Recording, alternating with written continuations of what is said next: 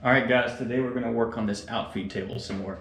I know in the past there was a lot of explanation as far as showing construction of how things were built. Today what I want to do is basically stuff you don't usually see in YouTube videos, where I show thoughts and considerations that go into laying the table out the way it is.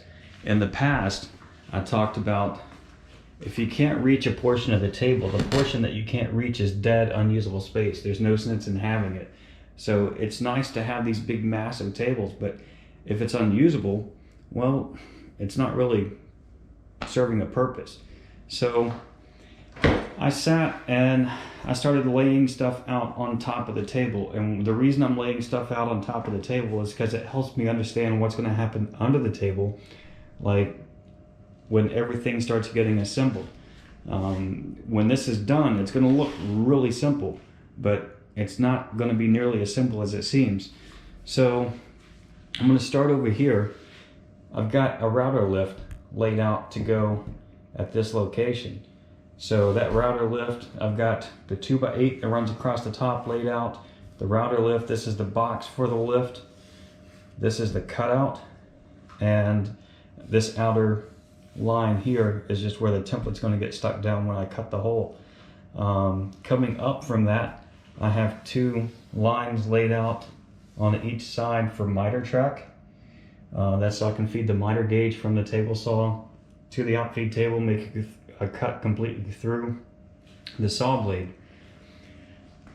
And I spent a lot of time right here at this spot, sitting here, standing here, working on the size that I want for this downdraft sanding table that's going to be here.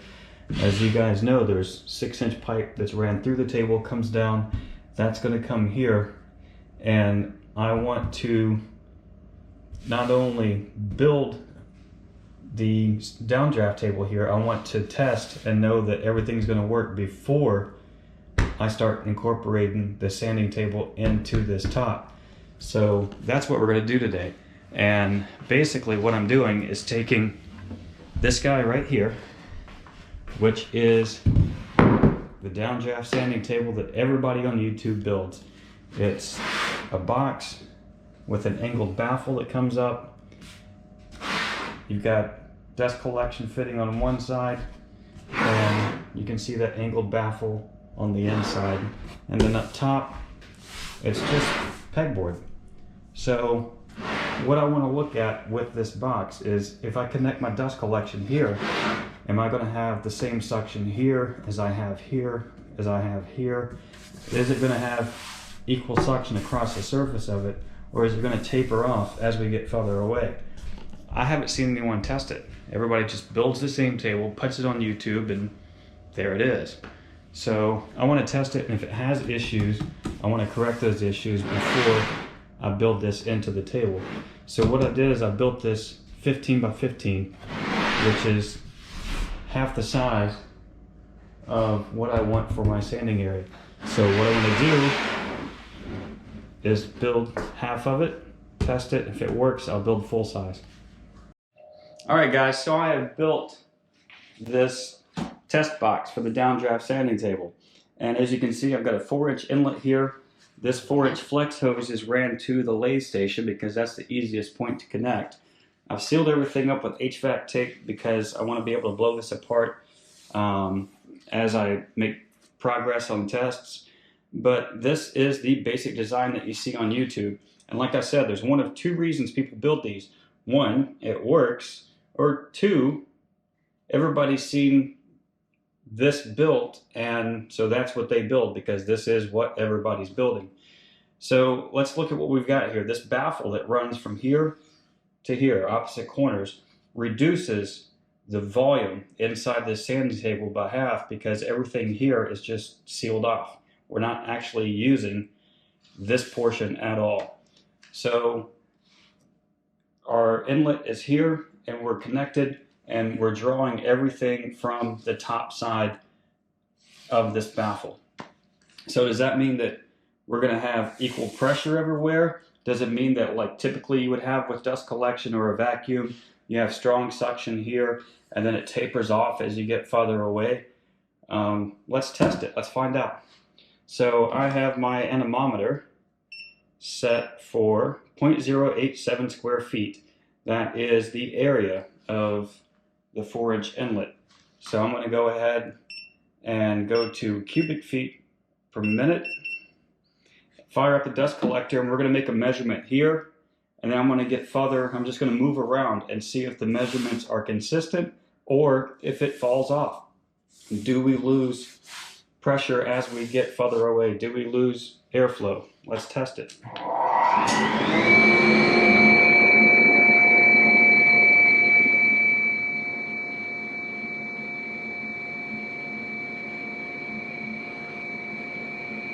So right at the inlet, we're getting approximately 20 cubic feet a minute, 19.7. As I move away from the inlet, same thing, 19 and change. Seeing 20.5, 20.2. If I come up here and vary my location slightly, we'll see the same thing. And all that is this anemometer, this center spindle here, where it is located over the holes. So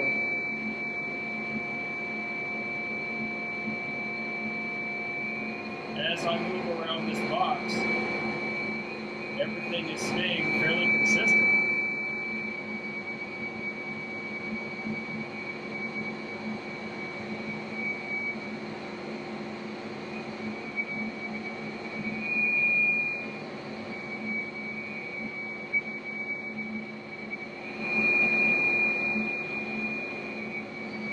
So now we're over here on the opposite side. Our inlet is here. We're over here on the opposite side. We're bouncing between 20 and 21.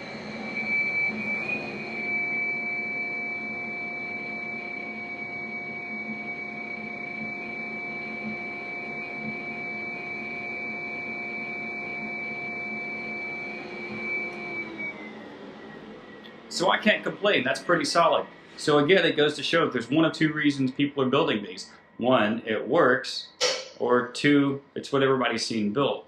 And this is a case of it's both. Everybody's seen them built, and it works. They're easy to build. All I did was build a box, put a floor on it, put a baffle in, hook up dust collection, put some pegboard up top, and it works. But is there a way to improve this? Can we make this better? Can we increase the efficiency of this box? So the first thing I want to do is, as it sits right now in this configuration, I want to sand some MDF for 2 minutes with no dust collection on the sander.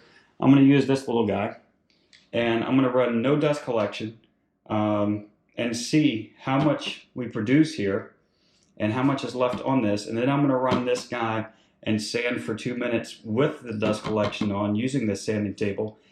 And then if I'm happy with that, I'll stick with it. If I think it can be improved and I want to see a little bit better performance out of it, because it is going to be right here where I'm working, I'd like to see if I can get better airflow. So for this test, I'm going to use SunGold's 80 grit 3-inch disc. It's just got a Velcro backing on it. It sticks to my little snap-on sander. And for the sanding, I'm not going to sand the surface. I'm going to sand the edges here because I don't want everything just kind of camping out on here. So if I sand here, all the dust is just going to kind of be located here. I'm just going to sand the edges, knock it down for 2 minutes with dust collection off. Then I'll turn dust collection on, hit the edges, and we'll see how much sand or how much sawdust we end up with here on the sanding table.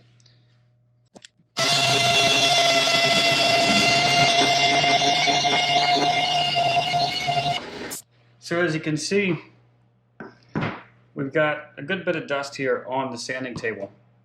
So now what I'm going to do is change this disc out so it's brand new, and we're going to clean this off, run the sanding table, and for the same 2 minutes I'm going to sand the opposite edges of this board to see how much we're left with the dust collection on. So go ahead and change this disc.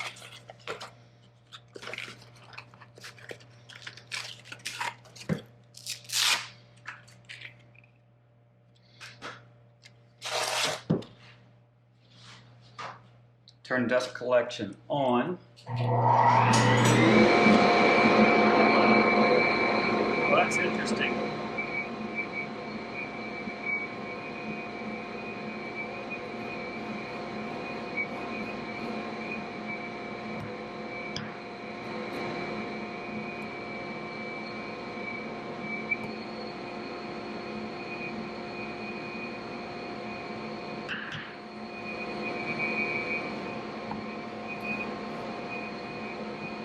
So now I'm going to do the same test for 2 minutes on the opposite quarters, just 2 minutes of sanding.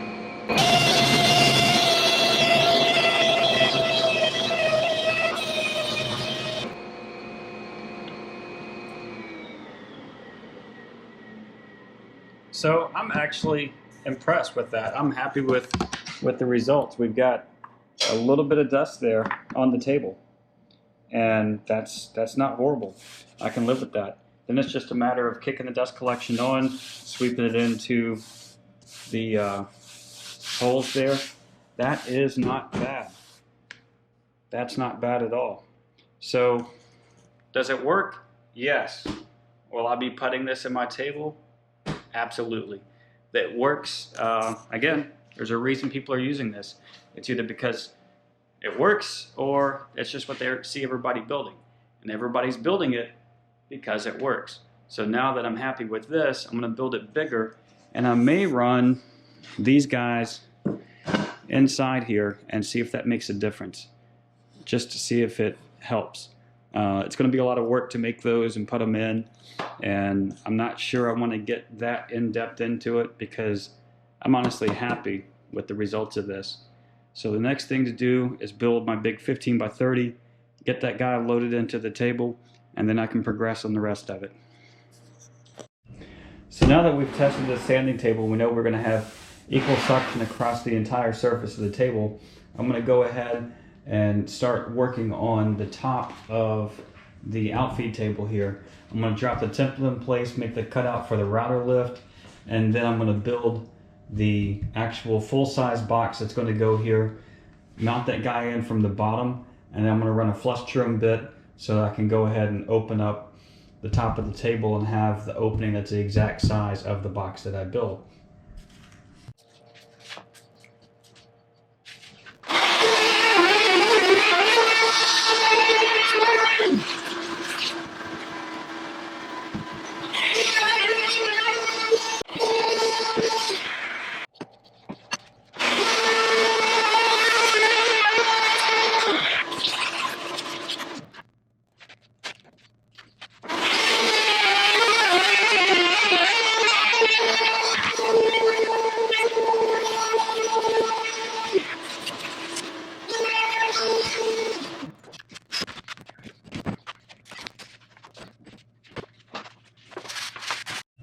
Alright guys, quick update. You can see I've got the router lift sitting in the surface of the table. This portion of the template was fine. That gave me the perfect footprint for the plate of the router to sit in the table. The issue I had is with this recessed area here. The opening in this template was originally too small. I'm at 7 3/4 by 10 3/4 on this surface. So when I tried to flip the router and set it into the table, I ended up with, and this will show you perfectly, you can see this is the new size of the opening, and this is the size that my original template had, so it was too small. So the way I fixed that, instead of making a whole new template, I just ran what's called a CPR bit. Now the CPR bit has a top and a bottom bearing. The bottom bearing is a flush trim, and the top bearing is slightly undersized to give you an overcut. So I made 2 passes with this CPR bit. That reduced the, or increased the opening. So now I'm gonna run a flush trim bit and go ahead and take care of this, and I'll be able to drop my router lift into the table.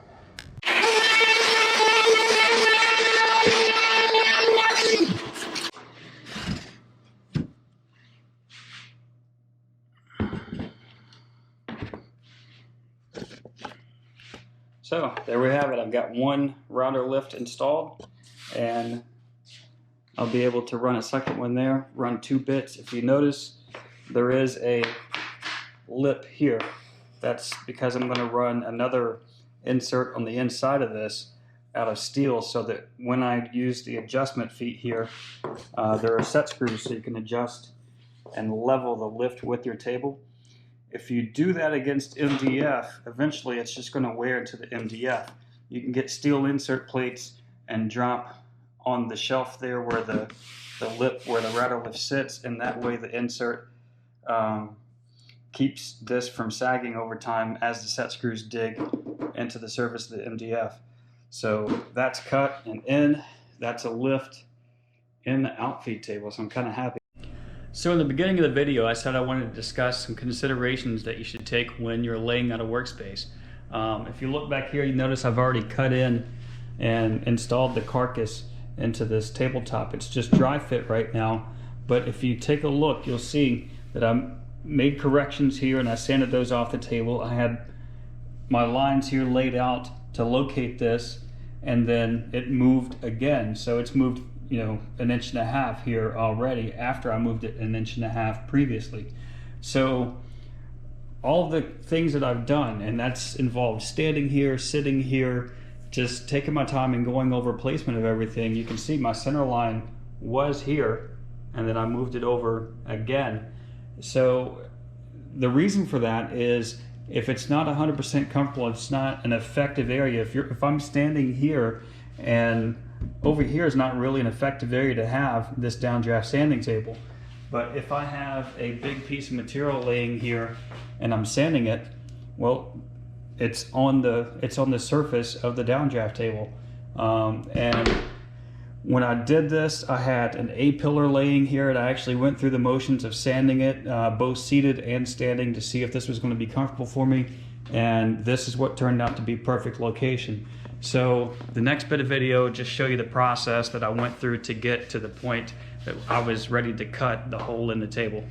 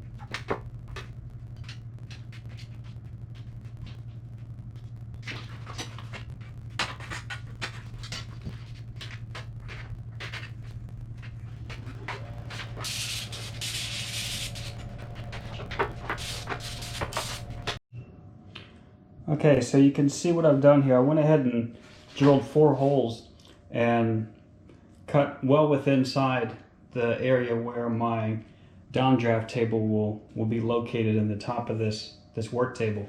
But one thing I did is I ran a flush trim bit against this 2x8, and that gave me a line along here to show me where that 2x8 runs. So I took a piece of 1/2 inch MDF and a few other scraps, and I've essentially just made a big template to locate everything where perimeter where this box is going to sit in the table. So with that in place, all I need to do now, since I don't want to cut way inside here with the bit that I'm using, I'm going to go ahead and run my jigsaw close to the perimeter of this opening and get the rough cut done, and then I can cut less material as I run the router.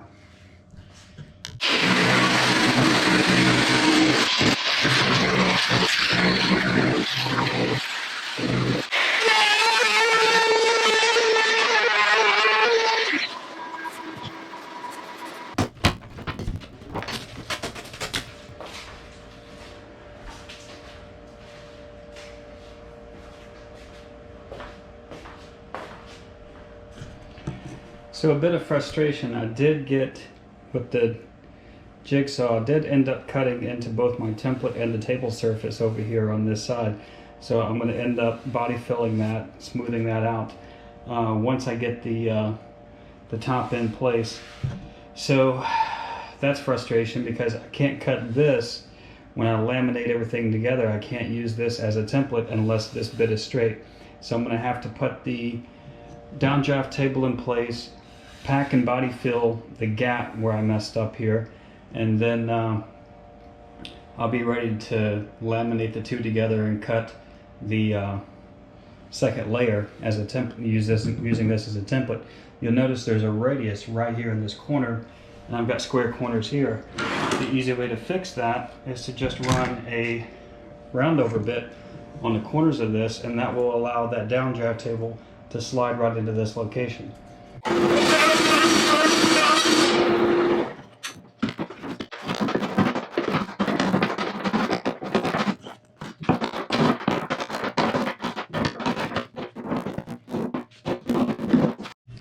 Alright, after a little bit of hammering and a lot of noise, the carcass of this downdraft table is in. It's only press fit in here for now because I still need to make the openings on each end for dust collection to have suction. The area I was worried about here where I got into the template and the top of the table with the jigsaw, that's not going to be a big deal. I can go ahead, body fill that later and sand the surface where everything meets up. It's not going to be an issue. One thing I am going to do is knock this guy back out, obviously through the bottom, and then I can take this top surface and this other piece of 3/4 here, bond them together, drill pilot holes, and then just run flush trim bit and make the cutouts here, so that at that point, instead of having a single 3/4 inch top, I've got 1.5 inch work surface, and it'll be much sturdier. Okay, one last thing to go before I put the two layers of this top together and laminate them together, and that is cut tracks for the miter channel. Now the miter channel is here so that as I feed the miter gauge through the table saw, I have a channel here for the gauge to continue into. Obviously I'm going to have to cut this channel to length, and where I'm going to end up cutting it, it's going to be short from this screw location, so I'm going to have to punch, drill, and countersink a location here. But installing this is easy. You just slide your miter gauge out, slide this onto the gauge. It's locked in place. It's not going to go anywhere because the gauge is locked into the miter channel here. So then you just take some scrap pieces of MDF, move them into place, template tape them down, and it's that easy. So Peachtree, this is 1032, 4 foot of miter gauge or miter track for 20 bucks. So we're going to get this guy installed. Okay, so miter track is cut. We're going to get this in place and template tape it down.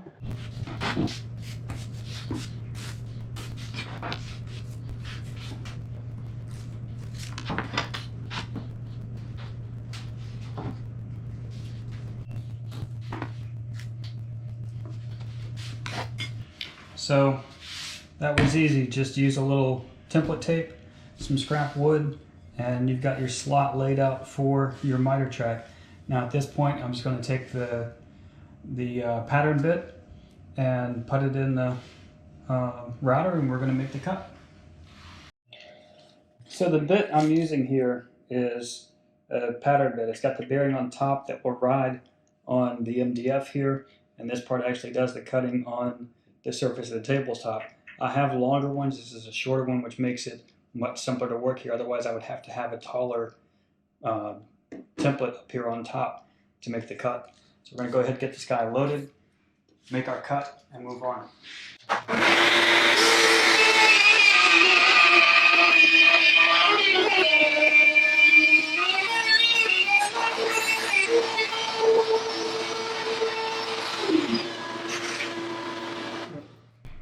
Okay, so now I've cut the slot, I'm just going to drop this guy in and check fit. It fits in nice, it's not too tight. I just need to come down a little bit more, to get this guy in here. I didn't want to do full depth of cut because it would make this top layer of the MDF thin. So I'm just going to do this for now, and then once I laminate them together, I will do full depth of cut to fully recess this in the top. Another thing you'll notice is that this does not fully butt up. There's a gap here. The reason for that is the radius of that bit. So I can either take a chisel and chisel this square, or I can just go ahead and radius this miter track and get that to fully seat in there. Either way, it doesn't matter. It's going to fit in and work the way it should.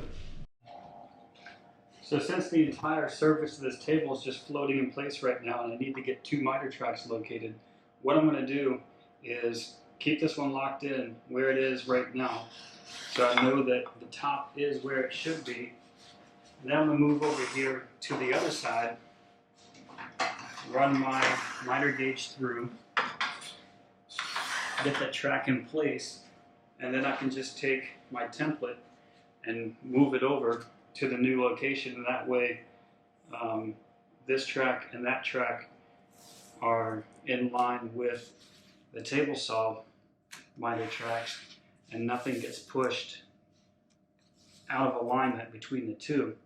So at this point, it's just a matter of putting down template tape, pulling it up, and then locating the templates over the tape, press them in place. I just don't want to hit the table and move it at all in the process. So that one, this one, I'll just lay this down over here.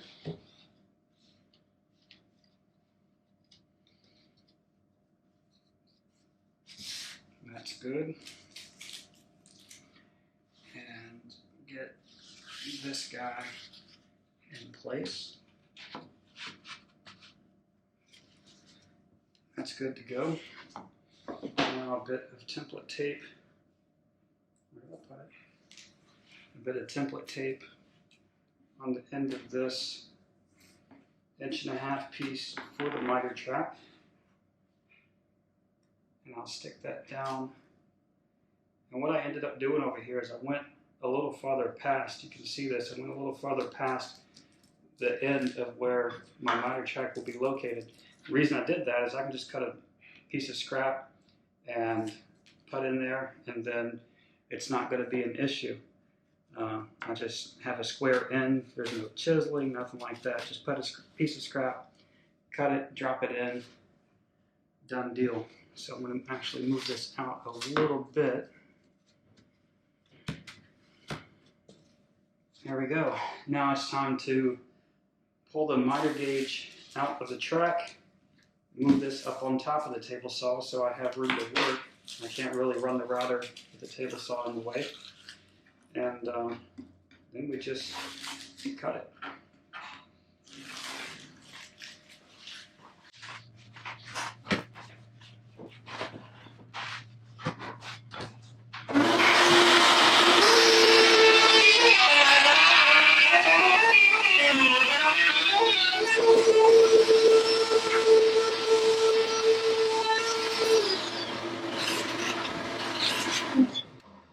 So you may have noticed as I was making that cut, there was a lot of material getting thrown out onto me as I stood over here and routed. There really is no good way to eliminate that because everything that's being ejected by the router bit has to go somewhere. And when you're cutting a slot like this, it all gets thrown to you. Now if I had dust collection over here, I could pick it up. But for what I'm doing right now, there's no dust collection hooked up.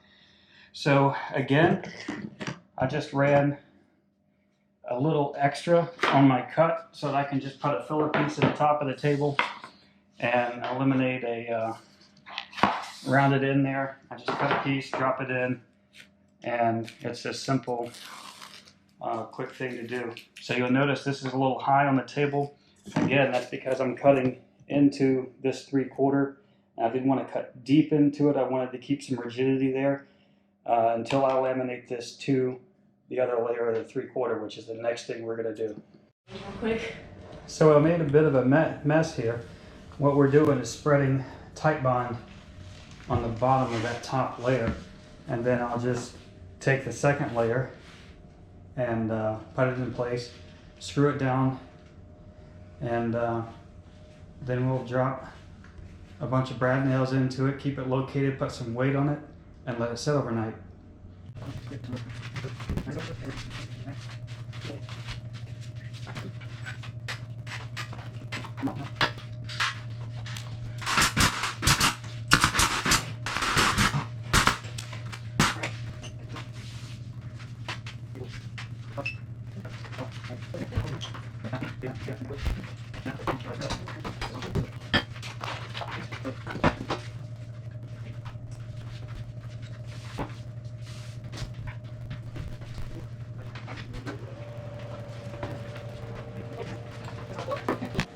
So we've got some clamps from DD Audio, JL Audio, and we've got a Harbor Freight hydraulic press. So that will keep everything weighted, and tomorrow I'll take everything off, flush trim everything, and it'll be ready to go back onto the table.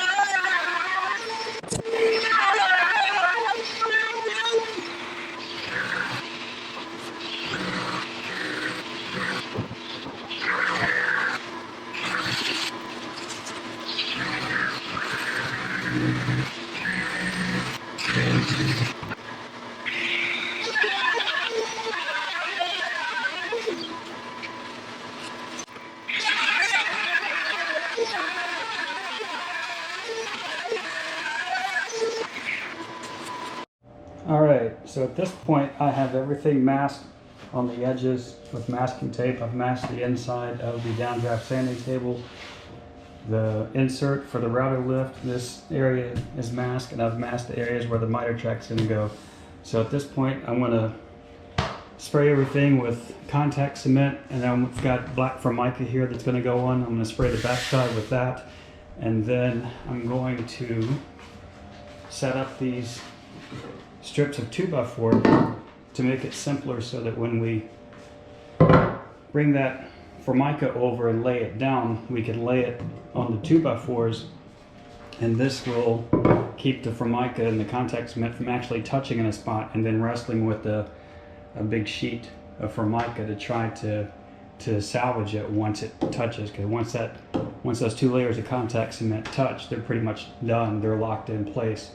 So we're going to use these pieces of 2x4 to keep everything separated, and we'll start on one end, work our way down, and we'll just remove the 2x4 as we go.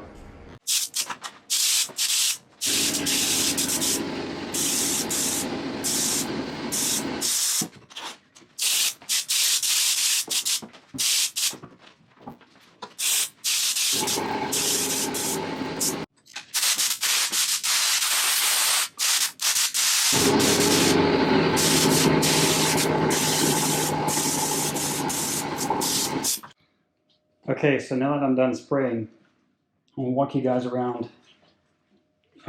This area here is tacky still.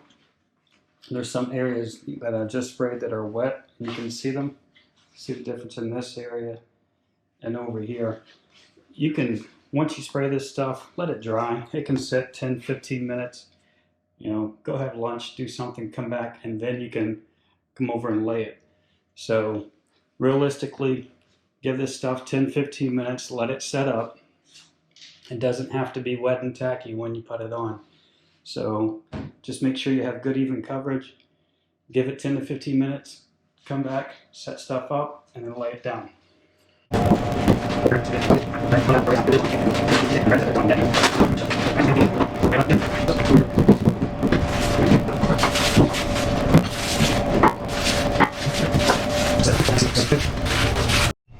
Okay, so as I'm going over this, I'm rubbing it down and everything, and I noticed that right here, I don't know if you can see this in the video, there's a little bump right there. Years ago, I worked in a cabinet shop, and you know, even though you would clean, and I've gone through, vacuumed, and made sure that there was nothing here, I still ended up with a little piece of something. I don't know if it's showing up on video, but there's a little piece of something right there that is causing a slight bump in the top. Now, majority of the people that come to the shop aren't going to notice it, but I know it's there, so I'm going to fix it. So, what are you laughing at? Determination. All right, so what I'm going to do is a trick with just a block of wood and a hammer.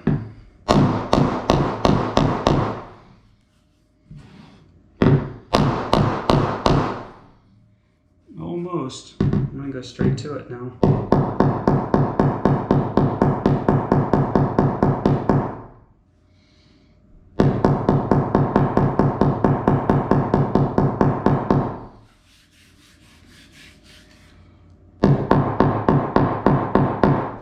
Had to get determined with it. Alright, it is gone now. I don't know if you guys can see that it's gone. Alright, so now we need to flush trim. To flush trim this top, I'm just going to use a laminate trim bit. There's no bearing on this. It just rides against the surface, and it's pretty simple. Just a simple little cutter. So that's all I'm going to use to trim the laminate.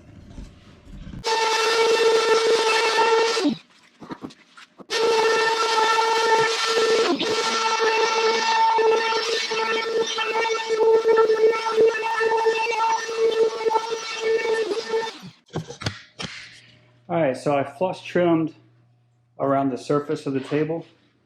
Everything's nice and smooth. Now, remember I did say that there is no bearing on the bottom of this bit. The reason I pointed that out is if you stop, you can burn into the surface of the table. So if you stop, that bit is just steel rotating there, and it can burn in. It can end up putting a small indentation on the surface of your table. So as long as you keep moving, you're going to be solid. You'll notice I came around, I went ahead, cut the miter tracks. So the miter tracks are cut, everything around the edges, flush trimmed. Next thing I need to do is the pocket for this downdraft sanding table, and for my dust collection that's coming through the top of the table. And then over here, I need to do the cutout for that router lift. So I'm going to go ahead and use a step drill bit, drill pilot holes, and then I'll just come around the edges and take care of those.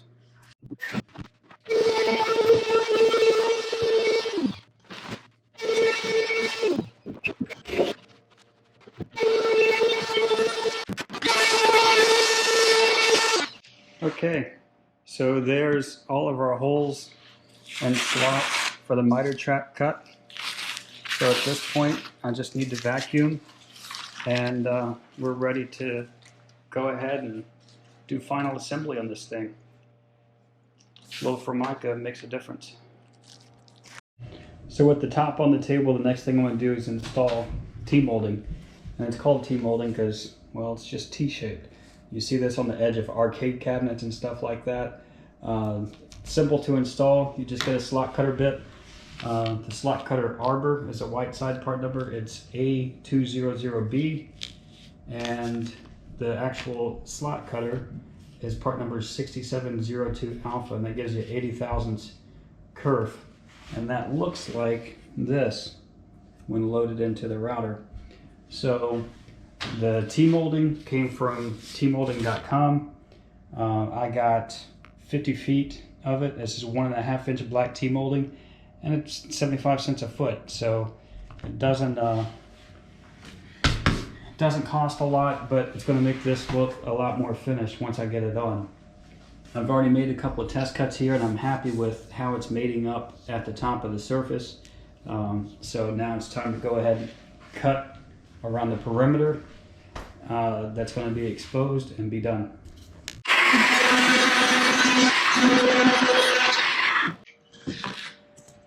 So now that the slot is cut around the perimeter, I can just go ahead and hammer in the T-molding.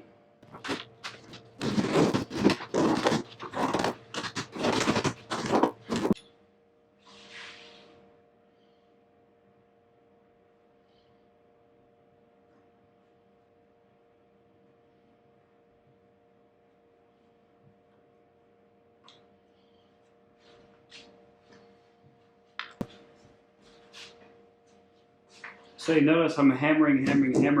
You can also use a block, and that block is going to spread the load of each hammer blow. If you just hit and you're inconsistent with where you're hitting, you're going to have a bit of a wavy edge on your table. So I'm just going around knocking it in, making sure everything's nice and consistent around the edge of the table. And then just razor blade and trim it off.